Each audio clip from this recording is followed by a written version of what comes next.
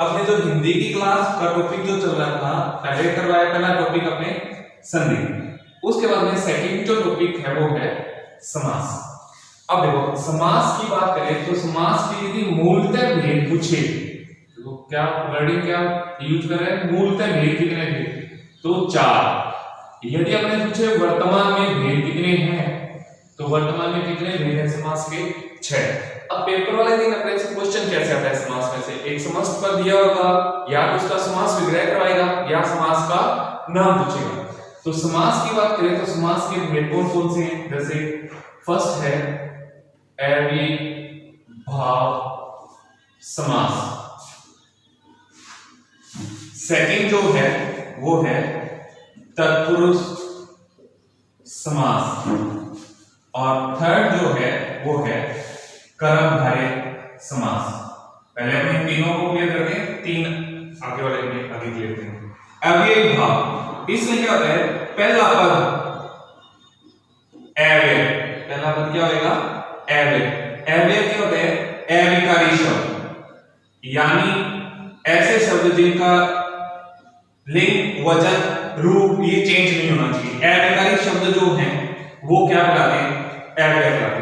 और दूसरा पद जो है वो क्या कहते हैं, संज्ञा। दूसरा पद क्या कहते हैं, संज्ञा।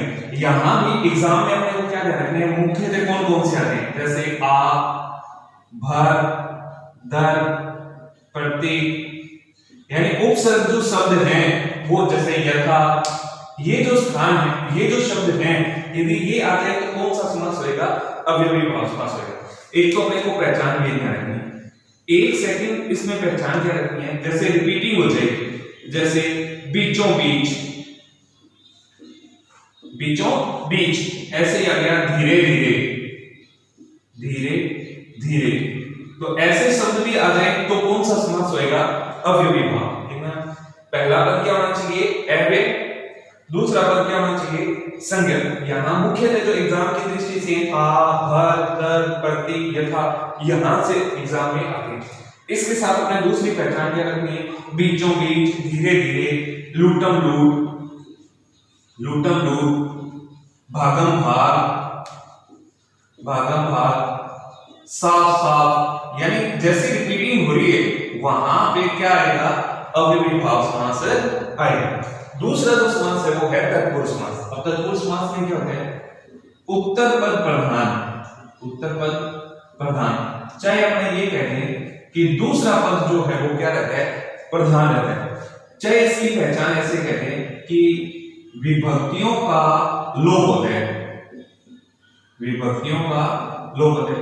चाहे अपने ये कहते हैं कारक चिन्हों का लोप होता है। अब कारक चिन्ह कौन कौन से हैं, कर्ता, ने, कर्म, को, करण, से, संप्रदान के लिए, अपादान से। अब देखो यहां से दो बार आ गया, ये से तो आता है द्वारा के लिए और ये से आता है अलग होने के संदर्भ में। कर्ता ने कर्म को, करण से, संप्रदान के लिए, अपादान से, संबंध, का, के, की और अधिकरण में, पर और लास्ट जो है वो होता है संबोधन, ए, ओ, अरे, जैसे अपने किसी को इंट्रोड्यूस करते हैं। यहां विभक्तियों में क्या है, कर्ता ने कर्म को, करण से, संप्रदान के लिए, अपादान से, संबंध, का, के, की और अधिकरण में, पर। जैसे आजकल ये जो वर्डिंग है, ये अपने को, ये जो शब्द है कई बार अपने क्या होते हैं, लक्ष्य भ्रष्ट हो जाते हैं। जैसे अपने तैयारी करते करते आलस कर दिया, अपने लक्ष्य से क्या हो जाते हैं, भ्रष्ट हो जाते हैं। तो यहाँ जो लक्ष्य भ्रष्ट, इसका मतलब क्या है, लक्ष्य से भ्रष्ट होना, लक्ष्य से भ्रष्ट। अब लक्ष्य से भ्रष्ट यानी लक्ष्य से क्या हो गया, वो अलग हो गया, अलग हो गया। तो यहाँ अपने को ये ध्यान रखना है कौन सा समास है, तो कौन सा समास है, अपादान तत्पुरुष समास। ऐसे जैसे ही आ गया हस्तलिखित, हस्तलिखित। अब इस हस्तलिखित का मतलब क्या होता है, हस्त से लिखित, यानी हाथ द्वारा लिखी हुई, हस्त से लिखित के द्वारा के संदर्भ में आ गया, कौन सा समास होगा? करण तत्पुरुष समास। यानी जहां भी अपने ये में को से द्वारा ये हटा दिए, वहां कौन सा समास आएगा? तत्पुरुष। जैसे वनवास, अब वनवास की बात करें तो वन में वास, वन में वास। अब क्या कहा गया में? ये में वर्डिंग है। अब में देखो किसमें? ये अधिकरण में पर, तो अधिकरण तत्पुरुष समास। इस तरह से अपने को इसका डिफाइन करना है। यानी एक बार अपने को सिर्फ पहचान बांध ली कि समास यदि पूछ ले तो समास का नाम भी किसी भी सूरत में अपना से गलत नहीं होना चाहिए। कर्मधारय की बात करें तो कर्मधारय में क्या होता है? विशेषण और विशेष्य, इन दोनों का मेल होता है। अब प्रश्न में होता है कि विशेषण क्या है, विशेष्य क्या है? विशेषण तो क्या होता है? संज्ञा या सर्वनाम की विशेषता, ये तो है विशेषता। और विशेष्य जिसकी विशेषता, जिसकी विशेषता। अब जैसे आपने को दे दिया ये शब्द है सत्य परामर्श, सत्य परामर्श। अब सत्य परामर्श का मतलब क्या होता है? सत्य है जो परामर्श, परामर्श है सलाह। इस परामर्श की खास बात क्या है या विशेषता क्या है? कि वो सत्य, इसलिए विशेषता भी है और विशेष्य भी है। यानी विशेषण और विशेष्य दोनों का मेल है, वहां कौन सा समास होगा? कर्मधारय। ऐसे ही सद्बुद्धि, सद्बुद्धि। अब देखो सद का मतलब होता है अच्छी बुद्धि। अब बुद्धि की विशेषता क्या है? अच्छी है, इसलिए सद्बुद्धि में समास जो कौन सा होगा? कर्मधारय समास होगा। अब देखो यदि अपने से समास के मूलतः भेद पूछे तो कितने हैं? 4। वर्तमान की बात करें तो 6। अवयवी भाव, तत्पुरुष, कर्मधारय। अवयवी भाव की बात करें तो पहला अव्यय, दूसरा संज्ञा। और यहाँ भी आ, भर, तर, प्रतीक, यथा ये सब रहेंगे। बीचों बीच धीरे धीरे ऐसे रिपीटिंग हो रहा है तो भी वो कौन सा समास होगा? अव्ययी। चाहे हम ये कहते हैं कि उपसर्ग युक्त जो शब्द है वो अवयवी भाव में आएंगे। उसके बाद में तत्पुरुष समास की बात करें तो उत्तर पद क्या रहता है? प्रधान रहता है। चाहे ये कहते हैं विभक्तियों का लोप रहता है, चाहे ये कहते हैं कारक चिन्हों का लोप रहता है। ये है कर्ता ने कर्म को कर्म से संप्रदान के लिए अपादान से संबंध कार्य की अधिकरण में पढ़े। ऐसे कर्मधारय की बात करें तो विशेषण और विशेष्य दोनों का मेल होना चाहिए। विशेषण यानी विशेषता, विशेष्य यानी जिसकी विशेष है, जिसकी विशेषता है, यानी दोनों होने चाहिए। एक तो जिसकी विशेषता कर रहे हैं और जिसकी विशेषता कर रहे हैं उसकी विशेषता भी उसके साथ जो है वो जुड़ी हुई होनी चाहिए। तो वहां कौन सा समास होता है? कर्मधारय समास होता है। उसके बाद में चौथा जो इसका प्रकार है वो है द्वंद्व समास। फिफ्थ जो है वो है द्विगु समास और छठा जो है वो है बहुव्रीहि समास, बहुव्रीहि समास। अब द्वंद्व समास, द्विगु समास और बहुव्रीहि। द्वंद्व का मतलब क्या होता है? कि असमंजस में होना। असमंजस का मतलब हो गया कि दोनों पद जो हैं वो क्या रहते हैं? प्रधान रहते हैं।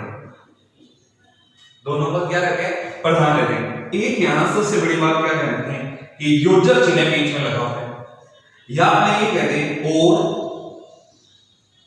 या आदि के साथ जुड़े हुए। जैसे एक एग्जांपल, जैसे माता पिता, अरे ना माता पिता की बात करें तो दोनों पद प्रधान है, तो यहां कौन सा लगेगा? माता और पिता, माता और पिता। जैसे ये क्वेश्चन ये दे दिया वर्ड लाभ या लाभ डैश हानि। अब देखो लाभ हानि, अब जल्दबाजी में अपने लाभ और हानि करेगा तो थोड़ा सा मिस्टेक हो सकता है। तो यहां पर एक बार देखो कि ये पेन है 10 रुपए में खरीदा, 15 में बेचा, लाभ और हानि क्या करो? क्या ये सही? तो 10 रुपए में खरीदा है, 15 में बेचा है, या तो लाभ होना है या फिर हानि होनी है। एक कंसर्न है तो दोनों इम्पॉसिबल, तो लाभ या हानि। ऐसे ही जैसे फल फूल, या आप ये कहते हैं अड़ोसी पड़ोसी, अड़ोसी पड़ोसी। अब जल्दबाजी में अपने क्या कहते हैं? अड़ोसी और पड़ोसी। अड़ोसी होता क्या? कुछ नहीं, ये वर्डिंग से जुड़ी हुई है, तो इसको हम ऐसे लिखेंगे पड़ोसी आदि, यानी और या आदि इनके साथ अपने को क्या करना होता है? विग्रह करते हुए ध्यान रखना है। अब द्विगु में क्या बात है? द्विगु का मतलब होता है दो गायों का समाहार कह दो, दो गायों को पालने वाला कह दो, दो गायों का जो होता है वो क्या होता है, द्विगु। ठीक है, द्विगु में क्या होता है, समास में क्या होता है कि इसमें प्रथम पद संख्यावाची होना चाहिए। क्या होना चाहिए, संख्यावाची। और संख्यावाची के साथ साथ ये शर्त भी है कि अन्य पद प्रधान न हो, अन्य पद प्रधान न हो। सिर्फ और सिर्फ अपने से बात जिसकी कर रहा है संख्यात्मक की, वो ही डिफाइन होनी चाहिए। जैसे अपने को ये कह दिया कि चौराहा, चौराहा। अब चौराहा का मतलब क्या है, चार राहों का समूह है, चार राहों का समूह है, चार राहों का समूह है। तो यहां पे ये क्या हो गया, चार राहों का समूह है। ऐसे यदि अपने से कह दे नवरात्र, नवरात्र क्या है, नौ रात्रियों का समूह है। ऐसे यदि त्रिनेत्र दे दिया, एक एग्जांपल, सिंपल से एग्जांपल से क्लियर करें, त्रिनेत्र, अब तीन है नेत्र, त्रि देखते ही यदि द्विगु कर गए तो फिर गलत हो गया, क्योंकि त्रिनेत्र जो है वो किसका पर्यायवाची है, शिव जी का। जहां भी त्रिनेत्र आ गया ना तो एक बार अपने दिमाग में किसकी छवि बन जाती है, शिव जी की। तो इसलिए त्रिनेत्र में क्या है, बहु अन्य पद प्रधान है, तीन है, आंखें जिसके तीन है, नेत्र जिसके शिव। तो शिव यदि अन्य पद प्रधान होते ही वो कहां चला जाएगा, बहुव्रीहि समास में। तो ये बात अपने को ध्यान में, अन्य पद प्रधान हो, यानी एक ऐसे में ये कहें कि कोई पर्यायवाची शब्द आ गया, इसका मीन वो कहां चला जाएगा, बहुव्रीहि समास में। जैसे अपने को ये कह दिया कि शिव सुत वाहन, अब देखना शिव सुत वाहन यानी शिव के लड़के का वाहन। अब शिव के लड़के का वाहन या तो क्या होगा, मोर, क्योंकि कार्तिकेय क्या है, या क्या होगा, चूहा। अब ये मोर और चूहा कहां गए, बात चलिए शिव सुत वाहन की, अन्य पद प्रधान होते ही वहां जो समास है वो कौन सा होगा, बहुव्रीहि समास होगा। जैसे हिमतन्य, हिमतन्य। अब देखो हिमतन्य की बात करें तो हिम की तन्या, तन्या का मतलब होता है बेटी, तो वो किसका पर्यायवाची है, तो पार्वती का। तो अब देखो यदि अपने से पूछे कि ये किस तरह का समास है या समास कौन सा होगा, तो वहां कौन सा आएगा, बहुव्रीहि। जैसे दशानन, 10 है आनंद जिसके, तो 10 है आनंद जिसके, यानी बात तो 10 मुखों की हो रही है, पर अपने दिमाग में जो बन रहा है वो किसकी पिक्चर बन रही है, रावण की। तो यहां जो समास जो होगा वो कौन सा होगा, फिर बहुव्रीहि। यहां से पहली क्लास में अपने को क्या बात समझ आनी चाहिए कि समास के मूलतः भेद पूछे तो 4, वर्तमान भेद पूछे तो 6। पहले 3 भेद कौन कौन से हैं, अव्ययीभाव, दूसरा जो था वो था तत्पुरुष समास, और थर्ड जो था वो था कर्मधारय समास, और चौथा, पांचवा, छठा जो है ये अपने सामने है द्वंद्व समास, द्विगु समास और बहुव्रीहि समास। तो ये जो पहली क्लास जो है समास से लेकर वो अपनी समास की इंट्रोडक्शन जो है वो यहाँ कंप्लीट होता है। नेक्स्ट क्लास में अपने प्रत्येक समास के उदाहरणों से इसको समझने की कोशिश करेंगे। Thank you.